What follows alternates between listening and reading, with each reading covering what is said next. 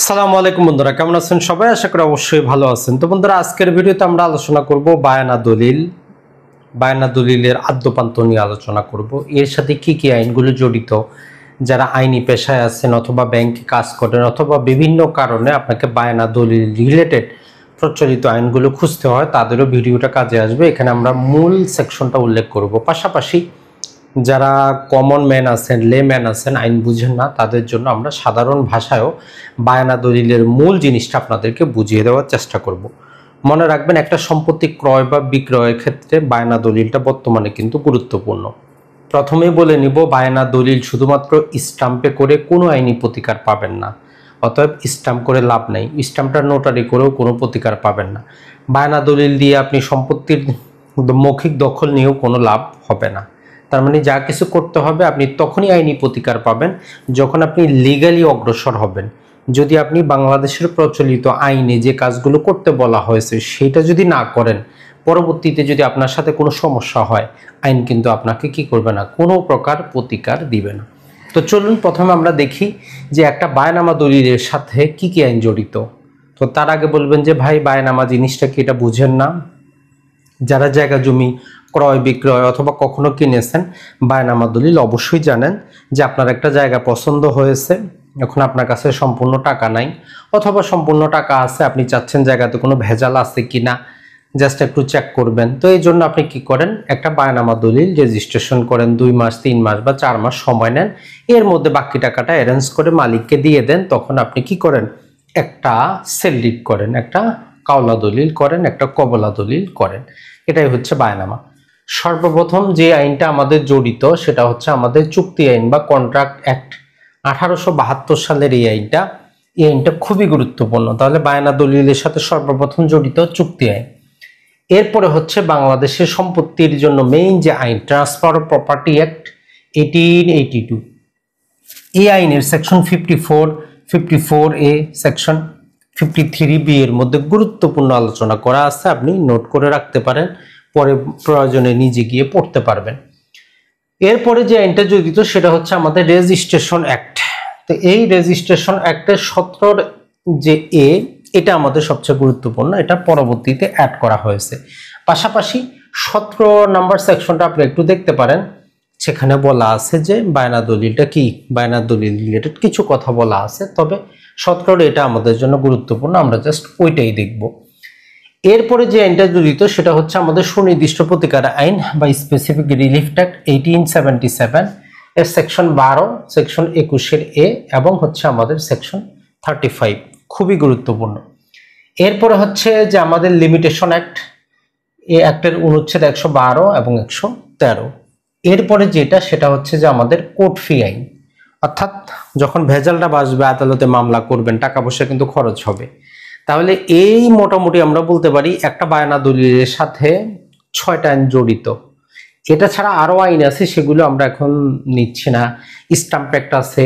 তবে আমাদের কাজের হচ্ছে এই 6টা আইনের গুরুত্বপূর্ণ জিনিসগুলো যদি আপনি জানেন, বুঝেন, তাহলে বায়না দলিল রিলেটেড আপনি আইনি পরামর্শ দিতে পারবেন, কোনো সমস্যা হবে না। আপনি আদালতে মামলা করতে পারবেন, কোনো সমস্যা হবে না। সাধারণ ব্যক্তি হইলে আপনি বায়না দলিলের সুবিধা এবং অসুবিধা বুঝবেন। তো প্রথমে আসি বেসিক ম্যান, লেম্যান হিসাবে, পরে সেকশনগুলোর ভিতরে কি আছে বলে দিচ্ছি। দেখেন, আপনি যার সাথে সর্বপ্রথম কি করবেন, বায়নামাটা করবেন, সে যাতে সাবালক হয়। কথা হচ্ছে প্রচলিত নিয়মে 18+ হয়, অর্থাৎ 18 বা তার বেশি তার বয়স হইতে হবে। কোনো নাবালকের সাথে আপনি কোনো চুক্তি করতে পারেন না। চুক্তি আইন বলতেছে নাবালক চুক্তি করার অযোগ্য। তার সাথে যে কোনো প্রকার চুক্তি করেন আইনগত, সেটা একদম বয়েড, সেটার কোনো আইনি কোনো ব্যাকগ্রাউন্ড নাই। তাহলে সে হবে নাবালক, অ্যাডাল্ট হইতে হবে, 18 বছর বয়স তার সর্বনিম্ন হইতে হবে। এরপরে যেটা, যাতে সে সুস্থ হয়, যাতে সে পাগল না হয়। এখানে সুস্থটা বলতে শারীরিক সুস্থ না, আমরা যেমন কেউ পাগল হয়, পাগলের সাথে চুক্তি করতে পারবেন না, এজন্য সে যাতে সুস্থ হয়। এরপরে হচ্ছে যাতে কোনো আইন দ্বারা সে দেউলিয়া ঘোষিত না হয়। এর মানে হচ্ছে একজন ব্যক্তি সম্পত্তি থাকার পরেও, সব যোগ্যতা থাকার পরেও আদালত কর্তৃক সে দেউলিয়া ঘোষিত, তখন সে কোনো চুক্তি করতে পারে না। এটা চুক্তি আইনের বেসিক নিয়ম। তাহলে একটা বায়না দলিল করার ক্ষেত্রে এই তিনটা জিনিস মাথায় নেবেন, যে আপনি যার সম্পত্তি বা যেই ব্যক্তির সাথে বায়না করতেছেন সে সাবালক কিনা, সে সুস্থ কিনা, বা কোনো আইন দ্বারা সে দেউলিয়া ঘোষিত যদি হয় তাহলে কিন্তু আপনার বায়না দলিল টিকবে না, মানে চুক্তিটাই হবে অবৈধ। তাহলে চুক্তি আইনের আমাদের এই জিনিসটাই গুরুত্বপূর্ণ। এটা ছাড়া চুক্তি আইনের মধ্যে আরো অসংখ্য জিনিস আছে, যে যাতে সে চুক্তিটা স্বেচ্ছায় করতেছে, কোনো প্রকার প্রতারণা, কোনো প্রকার তাকে তার প্রতি প্রভাব খাটানো, এই সমস্ত কিছু, সেটা বিস্তারিত আলোচনা, তবে এতটুকুই যথেষ্ট। এরপর আসি আমরা দ্বিতীয় যেটা, সেটা হচ্ছে যে আমাদের ট্রান্সফার অফ প্রপার্টি অ্যাক্ট। তো ট্রান্সফার অফ প্রপার্টি অ্যাক্টের আমাদের সেকশন 54 এর শেষের দিকে আলোচনা করে যে আসলে বায়নামা জিনিসটা কি। তো বলতেছে যে বায়নামাটা কিভাবে কার্যকর হবে, বলতেছে যে পক্ষদ্বয়ের মধ্যে সম্মত যে টার্ম এন্ড কন্ডিশন থাকবে সেই অনুযায়ী পক্ষ চাই সম্পত্তি দখল গ্রহণ করুক বা না করুক তাতে কিচ্ছু আসে যায় না। বায়নামা দলিল ওই সম্পত্তির উপর কোনো মালিকানা, কোনো অধিকার, কোনো প্রকার চার্জের সৃষ্টি করবে না। মানে আপনি বায়না করতে বলেন ওই সম্পত্তিটার কি হবেন না, মালিক হবেন না। বায়নামা করা মানে আপনি ওই নির্দিষ্ট মেয়াদ পর্যন্ত ওই সম্পত্তিটাকে একটু কি করতে পারলেন, ব্লক করে রাখতে পারলেন, যাতে বিক্রেতা অন্য কারো কাছে বিক্রি না করে। এই জিনিসটাই বলে আমাদের সেকশন 54। তাহলে ট্রান্সফার প্রপার্টি অ্যাক্টের সেকশন 54 বলে যে বায়নামাটা কিভাবে হচ্ছে, বায়নামাটার যে শর্তটা সেটা। পরবর্তীতে সরকার সেকশন 54A যুক্ত করে একদম স্পেসিফিক কিছু জিনিস বলে যে প্রতিটা বায়না দলিল হবে রিটেন, লিখিত হবে, সেটা এই যে রেজিস্ট্রেশন আইন দ্বারা সেটা নিবন্ধিত হইতে হবে। তাহলে প্রতিটা বায়না দলিল লিখিত হবে, রেজিস্ট্রেশন আইন দ্বারা নিবন্ধিত হবে। শুধু স্টাম্পে লিখে শুধুমাত্র সাদা কাগজে রাখে চেক নিয়ে নোটারি করে ফার্স্ট ক্লাস ম্যাজিস্ট্রেটের কাছে গিয়ে বায়নামা হয় না। নর্মাল প্রতিটা দলিল, বায়ানা দলিলগুলো যেই দিন প্রতিটা দলিল যেই দিন সম্পাদিত হয় ওই দিন থেকে কার্যকর হয়। কিন্তু বায়ানা দলিলের কথা বলতেছে যে একটা বায়নামা দলিল নিবন্ধনের তারিখ থেকে কার্যকর হবে। এই জিনিসটা আবার কি, ধরেন যে আজকে পহেলা রমজান, তো আজকে 1 মার্চ, ঠিক আছে, 1 মার্চ 2025 লেটেস্ট ভিডিও দেখতেছেন আপনারা। আজকে আপনার সাথে আমি একটা বায়নামা দলিল করলাম, তো কালকে শনিবার বন্ধ, রবিবারে সরকারি ছুটি, এভাবে করতে করতে আমি এটা 15/3/2025 গিয়ে নিবন্ধন করলাম। 6 মাস সময় নিয়েছিলাম। ক্যালকুলেশন কোথা থেকে হবে, এই 15 তারিখ থেকে, 1 তারিখ থেকে হবে না। তাহলে নিবন্ধনের তারিখ থেকেই বায়না দলিল কার্যকর হয়। এখন কথা হচ্ছে পক্ষদ্বয় একটা নির্দিষ্ট মেয়াদ দিবে, আপনি এবং বিক্রেতা দুজনে আলাপ করবেন, 1 মাস, 2 মাস, 3 মাস, 4 মাস না 6 মাস না 1 বছর। তবে নর্মালি 1 বছরের বেশি বায়না দলিলের মেয়াদ হয় না, আইনে কোথাও বলা নাই। আইনে শুধু বলা আছে মেয়াদ না থাকলে 6 মাস আমরা ধরে নিব। আপনি যদি চালাকি করে মেয়াদ না দেন সারা জীবন থাকবে এমন না, 6 মাস। তবে আমার বাস্তব যতজন সাব রেজিস্ট্রারের সাথে কথা হয়েছে যে আসলে বায়না দলিল 1 বছরের বেশি নিবন্ধন করানো হয় না, যদিও আইনে কোথাও বাধ্যবাধকতা নাই। বলতেছে যে পক্ষদ্বয়ের সম্মত, যে যত তারিখে সম্মত হয়। তাহলে মেয়াদ যদি না থাকে তাহলে 6 মাস, এটি গুরুত্বপূর্ণ। তাহলে আমরা ট্রান্সফার অফ প্রপার্টি অ্যাক্ট থেকে বায়না দলিল রিলেটেড গুরুত্বপূর্ণ জিনিসটা পাচ্ছেন, যে কোনো প্রকার অধিকার সৃষ্টি হবে না, আপনি সম্পত্তি দখল গ্রহণ করেন বা না করেন, পক্ষদ্বয় যে নির্দিষ্ট টার্মস এন্ড কন্ডিশনের মধ্যে এগ্রি করবেন সে অনুযায়ী অগ্রসর হবে। আর একটা বায়না দলিল অবশ্যই লিখিত হবে, নিবন্ধিত হবে এবং নিবন্ধনের তারিখ থেকে কার্যকর হবে। আর যদি কোনো মেয়াদ না থাকে 6 মাস হবে মেয়াদ। এখানে আরেকটা সেকশন যুক্ত করা হয়েছে 53B, বলতেছে যে একটা বায়নাকৃত সম্পত্তি কি করা যাবে না, বায়নাকৃত সম্পত্তি বিক্রি করা যাবে না, মর্গেজ করা যাবে না। আইনগতভাবে ওই দলিলটা রহিতকরণ করা ছাড়া একটা বায়না দলিলকে কি করা যাবে না, আপনি বায়নাকৃত সম্পত্তিটা বিক্রি করতে পারবেন না, দান করতে পারবেন না, মর্গেজও দিতে পারবেন না। এরপর আসি আমরা রেজিস্ট্রেশন আইন। তো এই আইনের 17A যুক্ত করে বলতেছে যে প্রতিটা বায়না দলিল সম্পাদনের 30 দিনের মধ্যে, যেমন আজকে যদি একটা বায়না দলিল কি হয় সম্পাদিত হয়, তাহলে এইটা আজকে থেকে 30 দিনের মধ্যে নিবন্ধনের জন্য উপস্থাপন করতে হবে। সেটা ভিন্ন কথা, আমরা জানি যে 30 দিনের পরেও আরো সময় পাওয়া যায় নানা প্রকার ভাবে জরিমানা দিয়ে। তো নর্মাল নিয়ম হচ্ছে যে 30 দিনের মধ্যে এটাকে কি করতে হবে, নিবন্ধনের জন্য উপস্থাপন করতে হবে। রেজিস্ট্রেশন আইন এই কথাটা বলতেছে। এইটা হচ্ছে আমাদের স্বাভাবিক। তাহলে চুক্তি আইন, ট্রান্সফার অফ প্রপার্টি অ্যাক্ট এবং রেজিস্ট্রেশন অ্যাক্ট, বাকিগুলা ঝামেলা হইলে আসবে, না হলে কিন্তু না। ধরেন আপনি এই সম্পত্তিটা আপনার কি হইলো, পছন্দ হইলো, তো সম্পত্তিটা মালিকানা যাচাই বাছাই করার জন্য কোনো প্রকার প্রতারণা কোনো কিছু আছে কিনা, এই সমস্ত কিছু যাচাই বাছাই করতে আপনার সময় লাগবে, টাকাও একসাথে নাই। তো আপনি মালিককে, এই ব্যক্তি মালিক, তাকে বললেন যে ভাই ঠিক আছে, জায়গা আমার পছন্দ, মোটামুটি কাগজপাতি দেখেছি, সমস্যা নেই, আমি যা সম্পত্তি নিব, ধরেন যে 50 লাখ জমির দাম, তো আপনি 5 লাখ টাকা এখন দিচ্ছেন, উনি এগ্রি করলো, আপনারা বায়না দলিল রেজিস্ট্রেশন করতে পারেন। 1/3 টাকা যে দিতে হবে এমন কোনো বাধ্যবাধকতা নাই, যদি 1 টাকা নিয়েও বিক্রেতা রাজি হয় সেই টাকা দিয়ে আপনার বায়না দলিল করতে পারবেন। তবে সমাজে অন এভারেজ দেখা যায় যে এই যে 1/3 সূত্রটা ওইখান থেকে আসছে।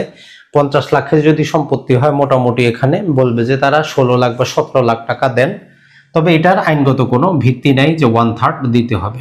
তারপরেও যিনি সম্পত্তি বিক্রি করতেছেন, ওনার টাকার দরকার, ওই জন্য বিক্রি করতেছেন, উনি চাবেন যত টাকা বেশি নেওয়া যায়। আর মেয়াদটা আপনারা উভয়জনে যতটুকু সম্মত করবেন ততটুকু। আর মনে রাখবেন, এটাতে আপনি হয়তো 6 মাসে 4 মাসের এগ্রি করলেন, এই 4 মাসের হচ্ছে আপনাদের দুইজনের সময়, যদি কোনো বিরোধ না হয় 4 মাসের মধ্যে যে কোনো দিন আপনি টাকা দিবেন, উনি দলিল রেজিস্ট্রেশন করে দিবে। এখন দেখা গেল যে 4 মাসের মধ্যে আপনি টাকা পয়সা নিয়ে রেডি, উনি আপনাকে দলিল করে দিচ্ছে না, বা উনি মারা গেছে, ওনার উত্তরাধিকারীরা দিচ্ছে না, বা উনি পাগল হয়ে গেছে। তো এইরকম ক্ষেত্রে এই 4 মাস শেষ হওয়ার পরবর্তী 1 বছরের মধ্যে আপনি আদালতের আশ্রয় নিতে পারবেন। এই জন্য বায়না দলিল করতে সাবধান। আপনি হয়তো সাদা চোখে দেখতেছেন 4 মাস, কিন্তু পিছনে 1 বছর কিন্তু লাগানো আছে, এটা মনে রাখবেন। এখন আসি, যখন আপনাদের মধ্যে ভেজাল হবে, মানে আপনার নির্দিষ্ট যে মেয়াদটা আছে 4 মাস 5 মাসের মধ্যে ক্রেতা বা বিক্রেতা, হয় ক্রেতা ক্রয় করতেছে না অথবা বিক্রেতাদের দলিল করে দিচ্ছে না, তখন আমরা আসবো এই সুনির্দিষ্ট প্রতিকার আইনের 12 ধারা আর 21-এর এ ধারা। প্রথমেই দেখি 21-এর বলতেছে, যদি আপনি আদালতের মাধ্যমে সুনির্দিষ্ট প্রতিকার আইনের অধীনে বায়না দলিল রিলেটেড প্রতিকার চান, তাহলে অবশ্যই দলিলটা কি হবে, লিখিত এবং রেজিস্ট্রিকৃত হতে হবে। রেজিস্ট্রেশন আইন অনুযায়ী লিখিত এবং রেজিস্ট্রিকৃত হবে। আর অবশিষ্ট টাকা বায়নামার মধ্যে, এই যে 50 লাখের মধ্যে হয়তো আপনি ধরলাম 17 লাখই দিলেন, বাকি টাকাটা আদালতে জমা করতে হবে। তাহলে লিখিত এবং রেজিস্টার্ড দলিল হইতে হবে এবং বাকি টাকাটা আদালতে জমা করতে হবে, তবেই এই 12 ধারার মধ্যে আপনি মামলাটা করতে পারবেন চুক্তি প্রবল করার জন্য। এখন যখন আপনি মামলা করতে যাবেন, আপনি জানেন আদালতে কোর্ট ফি দিতে হবে। কোর্ট ফিটা হচ্ছে জায়গা জমি রিলেটেড যদি হয় 2% হিসাবে। কোনটার 2%? অবশিষ্ট যত টাকা বাকি আছে তার 2%, তবে ম্যাক্সিমাম হবে 40,000, আর 40,000-এর উপর 15% হিসাবে 6,000, টোটাল 46,000 টাকা। এটা হচ্ছে ম্যাক্সিমাম। আপনার 100 কোটি টাকারও যদি সম্পত্তি হয়, ম্যাক্সিমাম এটাই হবে কোর্ট ফি। তাহলে সুনির্দিষ্ট প্রতিকার আইনের অধীনে 12 এবং 21-এর এ শর্ত পূরণ করে কোর্ট ফি আইন অনুযায়ী কোর্ট ফি দিয়ে আপনি চুক্তি প্রবলের মামলা দায়ের করতে পারেন। পাশাপাশি সেই মামলাতে সুনির্দিষ্ট প্রতিকার আইনের 12 থেকে 30-এ বলা আছে যে আপনি কি চাইতে পারেন, আপনি যদি চুক্তি প্রবলের মামলা করেন, সেক্ষেত্রে চুক্তিটা বাতিল চাইতে পারেন, ক্ষতিপূরণ চাইতে পারেন, নানা প্রকার প্রতিকার পাওয়া যায়। সেটা সুনির্দিষ্ট প্রতিকার আইনে আমরা দেখব বিস্তারিত। এখন কথা হচ্ছে যে এই যে 1 বছরটা আমরা কোথায় পেলাম, এটা পেলাম আমরা তামাদি আইনের 112 নম্বর যে আমাদের অনুচ্ছেদ আছে, সেটা বলতেছে যে এটা যেদিন থেকে চুক্তির মধ্যে বিরোধতা সৃষ্টি হবে, সেদিন থেকে 1 বছরের মধ্যে আদালতে যাইতে হবে।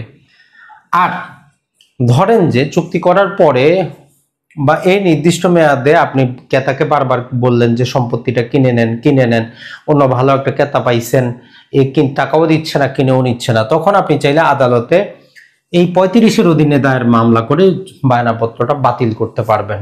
তো এটার জন্য আপনাকে কোর্ট ফিটা কিন্তু দিতে হবে। 1 বছরের মধ্যে মামলা করে চুক্তি বাতিলের জন্য মামলাটা করতে হবে। আর একটা অপশন আছে, যদি দাতা এবং গ্রহীতা এ বি দুইজনই এগ্রি থাকে, তারা একটা বায়না রহিতকরণ দলিলও করতে পারে। বায়না রহিতকরণ, তাহলে আপনাদের দুইজনে যদি মনে হয় আপনি বেচবেন না, উনি নিবেন না, দুইজনে যদি এগ্রি করেন, একটা বায়না রহিতকরণ দলিল করে নেবেন, খুবই সামান্য খরচ, তাহলে বায়না দলিলটা বাতিল হয়ে যাবে, সমস্যা নাই। আর যদি বিরোধ হয় তখন আদালতে যাইতে হবে। তামাদি আইন বলতেছে 1 বছরের মধ্যে, কোর্ট ফি আইন বলতেছে যে 2% হিসাবে কোর্ট ফি দিয়ে আপনাকে যাইতে হবে। তাহলে আশা করি বায়না দলিল রিলেটেড কিছু কথাবার্তা আপনার মাথায় ঢুকেছে, কিছু আপনি বুঝতে পেরেছেন। প্রচলিত 6টা আইন আপনি জানলেন। আরেকবার সংক্ষেপে আমরা যদি আপনাকে রিক্যাপ করে দেই, একটা বায়না দলিলের সাথে মোটামুটি বাংলাদেশে অনেকগুলো আইন জড়িত, তার মধ্যে গুরুত্বপূর্ণ হচ্ছে 6টা। 1 নম্বর বলতে পারি আমরা চুক্তি আইন অনুযায়ী যার সাথে বায়না করতেছেন যাতে সে চুক্তি করার যোগ্য হয়, সাবালক হয়, যাতে সুস্থ হয়, দেউলিয়া ঘোষিত না হয়। এটা ছাড়া চুক্তি করার আরো যেই আনুষঙ্গিক জিনিস আছে সেগুলো যাতে তার থাকে, মানে হচ্ছে কোনো প্রতারণা, কোনো প্রকার আনডিউ ইনফ্লুয়েন্স, অন্য কোনো প্রকার ভাবে যাতে চুক্তিটা না করান, না হলে কিন্তু চুক্তি আইনের অধীনে ওটা বাতিল হয়ে যেতে পারে। এরপর হচ্ছে ট্রান্সফার অফ প্রপার্টি অ্যাক্ট। তো এর 54 বলতেছে যে বায়নাটা কোনো অধিকার সৃষ্টি করে না, সম্পত্তি দখল গ্রহণ করেন বা না করেন এটা পক্ষদ্বয়ের মধ্যে সম্মত টার্মস অ্যান্ড কন্ডিশন অনুযায়ী হবে। এরপরে 54 এ যুক্ত করে সরকার যে জিনিসটা নতুন করে বলতেছে যে একটা লিখিত এবং রেজিস্টারকৃত দলিলই হবে বায়নার জন্য। লিখিত এবং রেজিস্টারকৃত, এটা কিন্তু খুবই গুরুত্বপূর্ণ, বারবার দেখবেন লিখিত এবং নিবন্ধিত। আর বায়না দলিল নিবন্ধনের তারিখ থেকে কার্যকর হবে। দলিলে যদি কোনো নাম্বার দেওয়া না থাকে তাহলে আমরা ধরে নিব কয় মাস, 6 মাস। এই জিনিসটা মনে রাখবেন। পাশাপাশি 53B বলতেছে যে বায়নাকৃত সম্পত্তি অন্য কোথাও বিক্রি, দান, হেবা, ওসিয়ত কোনো কিছুই আপনি করতে পারবেন না। যদি করেনও সেই দলিলটা অটোমেটিক বাতিল, শুরু থেকেই বাতিল। এরপরে যে আইনটা সেটা হচ্ছে রেজিস্ট্রেশন আইন। রেজিস্ট্রেশন আইনের 17 বলতেছে যে অবশ্যই সম্পাদনে 30 দিনের মধ্যে কি করতে হবে, নিবন্ধনটা করতে হবে। এরপরে হচ্ছে যদি বিরোধ ঘটে সুনির্দিষ্ট প্রতিকার আইনের অধীনে 12 এবং 21টা ভালো করে আমরা জানবো। 21 বলতেছে যে লিখিত এবং নিবন্ধিত হবে এবং অবশিষ্ট টাকা আদালতে জমা করতে হবে। 12 ধারার অধীনে চুক্তি প্রবল করবো, তামাদি আইনের 113 বলতেছে 1 বছরের মধ্যে। এই জিনিসটা মনে রাখবেন। আর যদি আপনি বিরোধে বাতিল করতে চান 35-এর অধীনে যাবেন, তামাদি আইনের 113 অনুচ্ছেদ বলতেছে 1 বছরের মধ্যে মামলাটা দায়ের করতে হবে। আর যদি আমরা দেখি আমাদের কোর্ট ফি আইন বলতেছে যে সম্পত্তি রিলেটেড মামলার ক্ষেত্রে আমাদেরকে কি করতে হবে, যত টাকা বাকি অবশিষ্ট যে টাকা আছে সেটা 2% হিসাবে, তবে সর্বোচ্চ 40,000, তার উপর 15%, টোটাল 46,000 টাকা হইতে পারে একটা চুক্তি প্রবলের মামলা। যে কোনো জায়গা জমির মামলায় কিন্তু 2% হিসাবে।